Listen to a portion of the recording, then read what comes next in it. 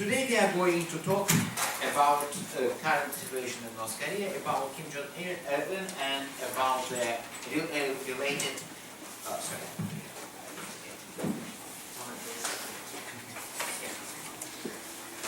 And yeah, first of all, okay, slow down for a few seconds. Yeah. So it's my actually the second time when I'm here, and I'm delivering some presentation here. And what I'm going to talk about today is somewhat different from what we have discussed in the past. Because I mean my personal humble opinions about what is going on in North Korea has changed to some extent, because we have seen very interesting times. The last 2 years were full of challenges, were full of problems. So, it was basically last time when I was talking here, if it was about 2 years ago, a bit more, I said that we should not expect any dramatic change in the near future. And I was wrong. We had very dramatic changes, and there is a good potential for even more dramatic changes in God knows when, but probably near future. But first of all, what is actually happening in North Korea right now? In 2011, Kim Jong-il died. Marshal, posthumously promoted to generalissimo, Kim Jong-il died. And I would say he died well ahead of schedule. Because judging by his behavior of his top advisors and his son and successor, it was sort of assumed that his recently appointed successor, Kim Jong Un, would probably have about 10 years to prepare for his new job. A bit, if you like, to learn his father's craft, like his father once did in the 1970s and 1980s, to create his own leadership team and then slowly proceed with either continuation of his father's policies or some new policies. However, Kim Jong-il died suddenly, and it means that his son, only recently promoted as a successor, we should not forget that technically he was not even a successor when Kim Jong-il died. Because Kim Jong-il was officially proclaimed to be a successor to the great Chechen revolutionary cause in the early 1980s. Usually people cite the Six-Party Congress, but it's actually happened a bit later. But, so he had about 15 years as a successor. Kim Jong-un was officially nominated just the world's youngest four-star general when his father died. However, initially succession went very smoothly because of very simple reason. People who are running North Korea, most of them probably never heard of Benjamin Franklin, or was it Jefferson, who said, "Gentlemen, if we don't hang together, we are going to be hanged separately." Right? Yes. But they feel it with all their heart. They understand that they are facing a potentially very risky, very dangerous situation. So the only way to survive is to stick together. Indeed, has so inexperienced and embarrassingly young leader would be appointed to lead the country somewhere, say, in Latin America 50 years ago, in Asia, in this golden age of dictatorships, his chances of survival would be very low. He was likely to be killed by his own generals in a matter of few months or few years. However, North Korea is unique because we are talking about a divided country. A divided country. There are two Koreas, and one Korea is done successfully. And this is the major challenge for the North Korean decision makers. Because North Korean leaders understand that a political crisis which might start from their challenge to the current leadership might very soon become a threat to the entire system and to the very existence of the North Korean state.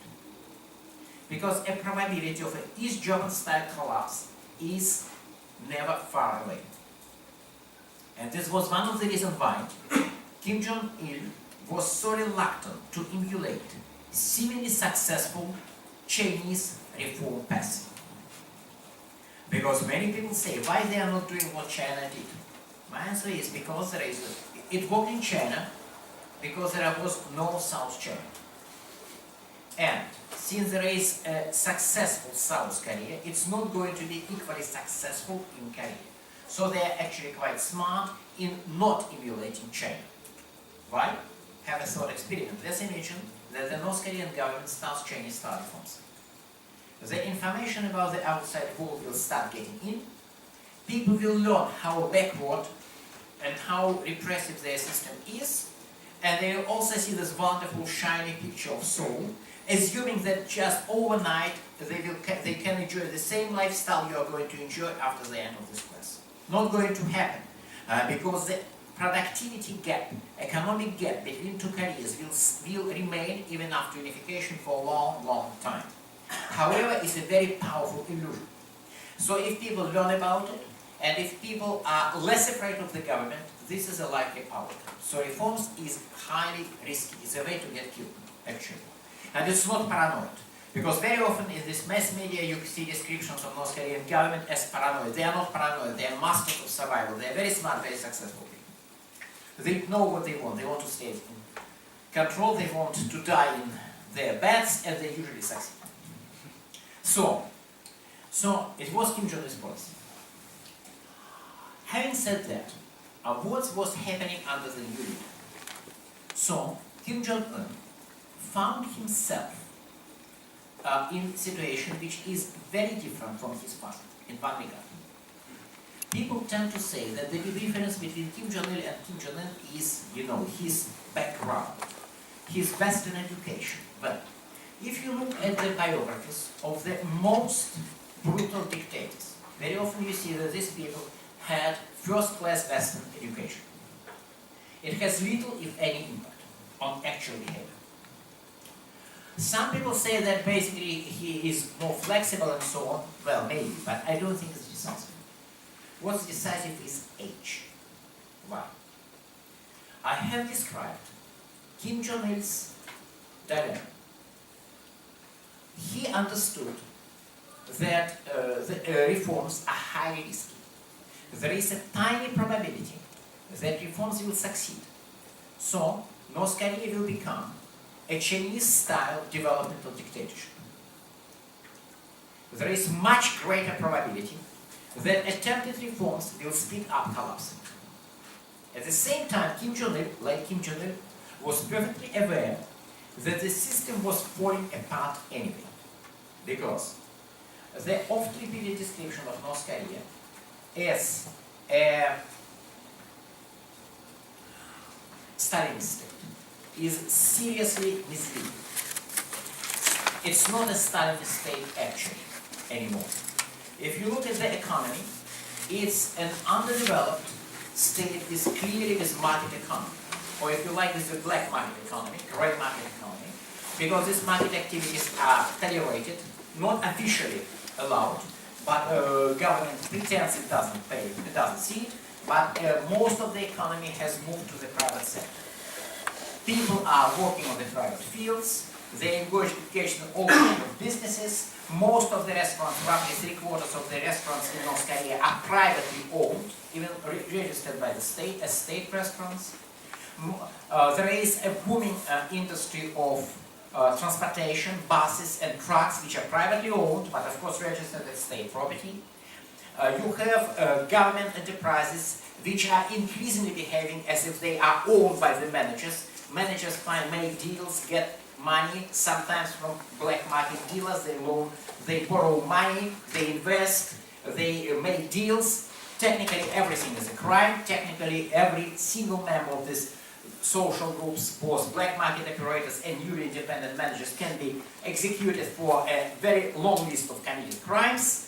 However, it never happens, and these people are enjoying life. They're buying luxury goods. You know, every time you see this luxury goods bought in Korea, by the North Koreans, we have this report. Wow, it's, you know, he is always buying paying for the loyalty of his bureaucrats. No, he is not. First of all, there is no need to pay for the loyalty of his bureaucrats because they have no choice, either he or lampposts.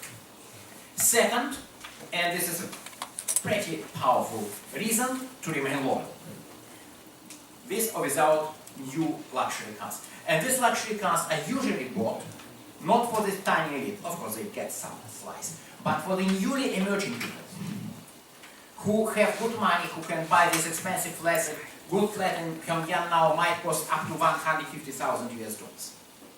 Of course, sale of flats is illegal, everybody does it. So you have this type of economy which is under a very thin veneer of the Stalinist rhetoric, which is essentially an undeveloped market economy. People are gradually becoming more independent of the government, they are learning about what's going on, and there is a contradiction here, because talking from late Kim Jong Un's perspective, it means that people, the system is falling apart. Sooner or later, the information which is so dangerous will get in sufficient quantities. Sooner or later, people will start making horizontal connections, and then, well, you guess what is going to happen. We have seen it in Tunisia, in Romania, in Syria, in many countries across the world. But for late Kim Jong Un, the choice was very simple. He understood that if he starts reforms, system might go down in a matter of few years. If he does not, the slow motion disintegration can continue for another few decades. When you are in your mid-60s, the choice is obvious. A risky option, which might give you tiny chances of long-term survival, but much higher chances of speedy collapse and disintegration, or clinging to this slow motion decline. But Kim Jong Un's situation is different. Actually, the situation is the same, but he is different.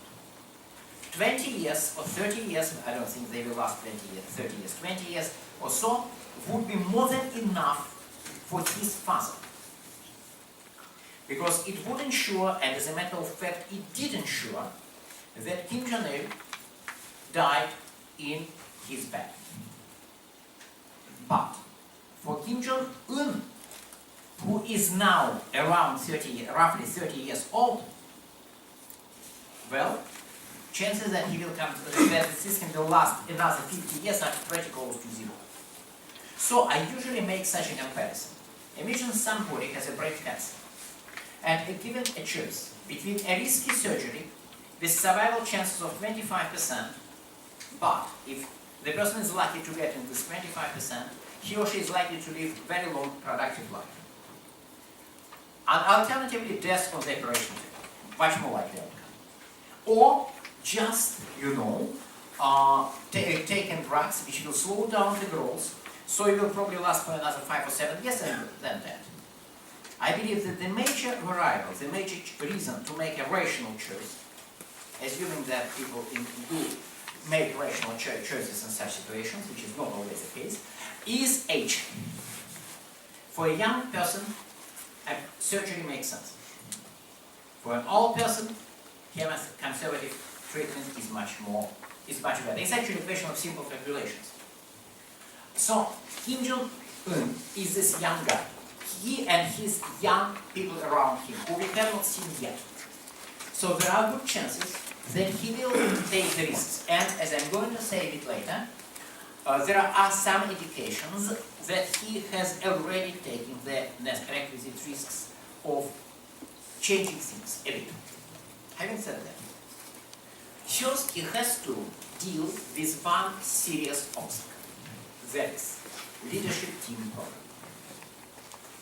Leadership team problem. He inherited his father's leadership team, which means he is running the country with officials who are at least twice his age. he is 30 years old. The average age of the top government officials is probably 70 years old. It would be a great challenge in any country, and in a Confucian society it's particularly difficult. But on top of that, apart from psychological problems of running such out kind of anachronistic, I would say, team, there are also problems of different mentalities, different ideas, different attitudes, and after all, from this point of view, stability makes sense. Because for them, 5 years, 10 years is a good enough time. They just by their rational calculations, by their education, by their experiences, everything, make sure that they will be very reluctant to do any dramatic changes. At any rate, plus they are old, plus they don't probably take seriously the young boy, who is, well, embarrassingly young, and whose name they probably, is a successor, they learned just, a couple of years before his father's death. So, in order to execute any policy and just to feel completely secure, Kim Jong Un had no choice but to get rid gradually of his father's leadership team. And what we have seen, I would describe that the young man knows what he is doing, but does not necessarily know how to do it. I would say he's like driving a car, basically in the right direction, but in a very risky manner. So, his first idea, his first move was to get rid of the military. He obviously made alliance, we don't know, it's sort of speculative, seems he made alliance with the top party bureaucrats. And in 2012, he organized the most thorough purge of the top military command North Korea has seen since at least the late 1960s, if the late 1950s. It's a usual example, which is going to be repeated many times. At the funeral of Kim Jong-il, there were 7 top officials, 4 generals, and 3 top party and civilian officials. And it's telling that on that stage, Kim Jong-un, in spite of all this militaristic tools of propaganda, chose to join the civilians, civilian bureaucrats, not the military. Anyway, so there were 3 civilian officials, and Kim Jong-un himself walking ahead, next to the head of his father's house, and then 4 military generals. Of these generals, by the end of 2012, all lost their jobs, and at least one became a known person, which means all his photos disappeared. All references to his name were edited from the republished official documents, and even from the video footage. 3 others just disappeared without becoming, actually one of them is known to be alive and keeping a rather meaningless job in the civilian bureaucracy. So basically it was the most thorough purge. Most decisive was removal of Jong-il, who was not only the military commander, but also a member of, if you like, a small group of regents who were supposed to take care to make sure that Kim Jong-un would have little problems running the country. The group included, from the military, General Jong-il, from the party it was Chang Song-he, his uncle, or to be more technically correct, his aunt's husband, and his aunt, Kim Jong-il, 3 persons. So Jong-il was purged, he just disappeared. On Sunday morning there was a special meeting of Politburo which said that basically he had worked too much, had developed serious health problems, but he was relieved from all his duties and then became a non-person. There are rumors that he was executed, which might be true but might be not, we don't know. And all top commanders in the military, in the security bureaucracy were gone. And what is also quite important, people who are who were kind of the second tier, who did not attract much attention, they also disappeared. And we had, as a result, we have seen a sort of musical chair game. Now it's the 4th, in 2 years' time, slightly more than 2 years, is the 4th Minister of Defense and the 3rd head of the General Staff. So it's a musical chair. Among other things, it shows that he has absolutely no aggressive intentions. Because you don't play such game if you're going to start a war. Of course, he's not going to start a war. He's a smart young man. Having said that, so, and the military is generally supervised by Chiang He, who is not a party, not a military guy, who got his military commission in 2010, immediately becoming four-star generals, and then four-star general, and then he is essentially a lifelong party official, who is known for his very kind of luxurious and, I should say, corrupt lifestyle. And he sort of supervised the military. Then, in 2013, Kim Jong Un changed line, as usual practice. Once you find somebody, once you destroy your most dangerous enemy, so the military was decimated, and is not a political threat anymore. So he turned to the civilian bureaucracy, and began to deal with the civilian bureaucracy in the most spectacular manner. We saw in December something we has never ever seen before. A very public purge of a high official. Last time North Koreans did it was December 1955. But even it was the last time that North Koreans officially purged a high-level official and made it public. December 1955. And even then, it was not that prominent. You know, front page, entire front page of not only Sinmun dedicated to misdeeds of Kim Jong Un's uncle, Chan Song-he. It was something we have never seen. Like live footage, not video footage as sometimes people state, but photos taken at the time when he was arrested straight at the government meeting. Some people it was shown, some people say that he had been arrested before, and it was just, you know, it was a kind of stage, well, maybe, but anyway, it's something unprecedented. Again, by doing so, he removed the most dangerous of all civilian bureaucrats. There have been speculations that Chan Song-he was a secret closet reformer, so his removal was a serious crack to the reformist tendencies. I don't see it that way. As a matter of fact, of the little signs of changes, and there are such signs, of which more later, the little signs of changes began to pop up after the purge of Chan Song-he. Actually before, but they began to intensify after Chan Song-he's purge. Or actually, before his choice, by the time when he was power, when he was not seen frequently together with the leader, when his power was clearly on decline. What do I mean?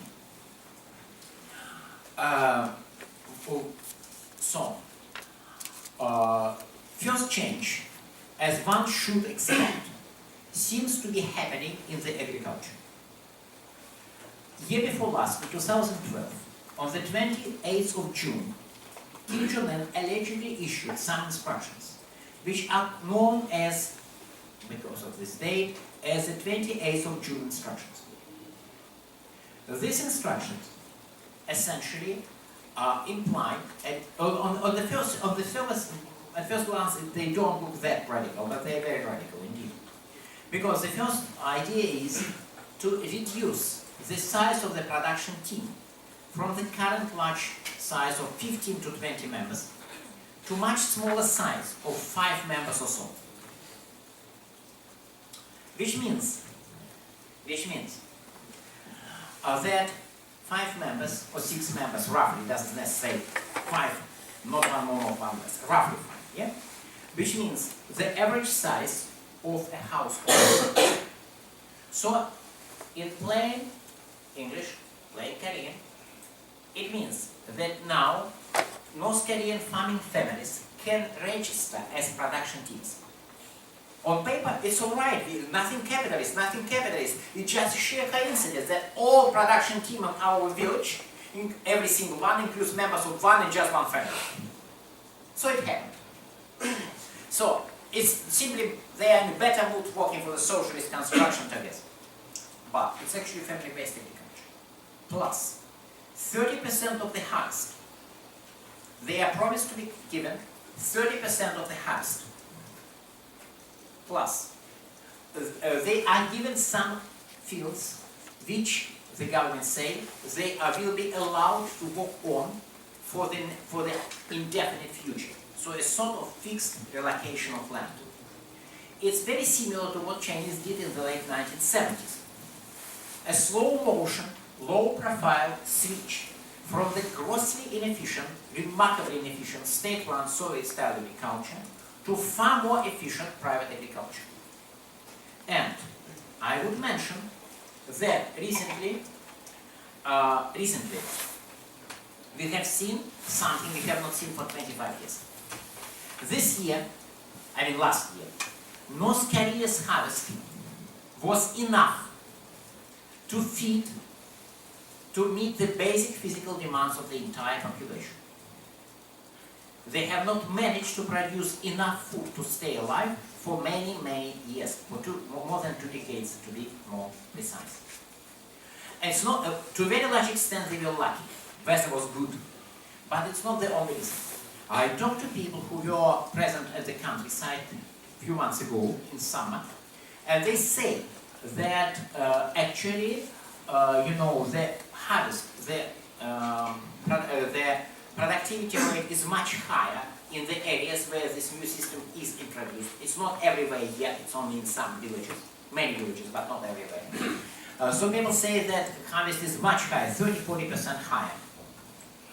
So people are working for themselves, understand? So it's a big success. Pretty clear. Second, what he is doing is